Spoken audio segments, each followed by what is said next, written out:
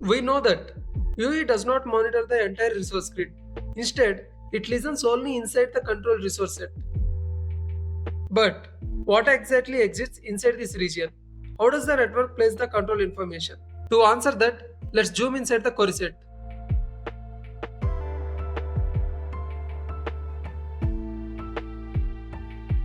In episode 2, we have seen about the resource element.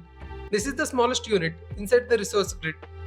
As we know, each resource element occupies one subcarrier during one OFDM symbol. But scheduling individual resource elements would be far too complicated.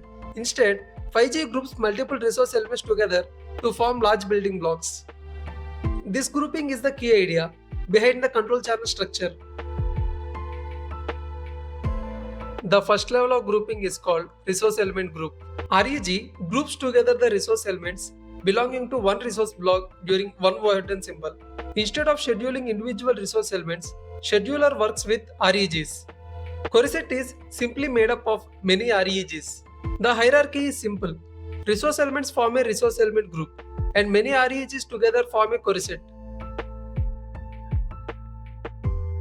Scheduler could work with individual REGs, but grouping them makes control channel processing much more efficient. So, 5G combines several REGs into a larger unit, which is called REG bundle. A CORESET is made up of many REG bundles. The next level is called the control channel element.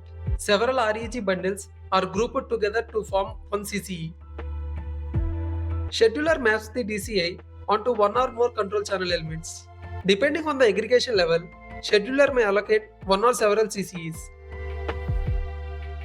Consider two users. One has a strong radio link and the other is at the cell edge with poor signal quality. The user with strong signal needs only one CCE to receive its control information. On the other hand, the user with weak signal requires more CCEs to improve decoding reliability. This number of allocated CCEs is called the aggregation level. 5G supports multiple aggregation levels. 1, 2, 4, 8 CCEs can be used depending on the radio conditions. More CCEs means better protection for the control message, making decoding much more reliable under poor channel conditions. Aggregation level 1 uses only one control channel element. Higher aggregation levels allocate more CCEs to carry exactly the same control information. This improves the probability of successful decoding. However, using more CCEs also consumes more control resources. Lower aggregation levels consume less control resources but provide less protection. Scheduler must balance reliability and resource efficiency. When a UE powers on, it has absolutely no dedicated configuration from the network. The very first information it receives is the MIB. Inside the MIB, the location of the predefined control resource set called CORESET 0. Now the UE immediately starts monitoring the PDCCH inside this CORESET. PDCCH finally tells the UE where SIB1 is located. This predefined CORESET 0 makes initial access possible, even before any dedicated radio configuration exists. During initial access, every UE monitors CORESET 0.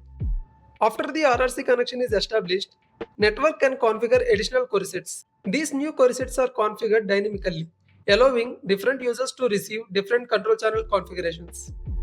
In other words, CORESET 0 gets the UE connected. Additional CORESETs optimize communication afterwards. Let's put everything together. Inside the resource grid, network reserves a CORESET. CORESET is divided into resource element groups.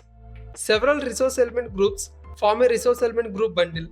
Multiple REG bundles form a control channel element. Number of CCEs depend upon the aggregation level. Those CCEs carry the PDCCH. Finally, PDCCH transports the DCI. This entire hierarchy enables reliable and efficient transmission of the control information used by every 5G user.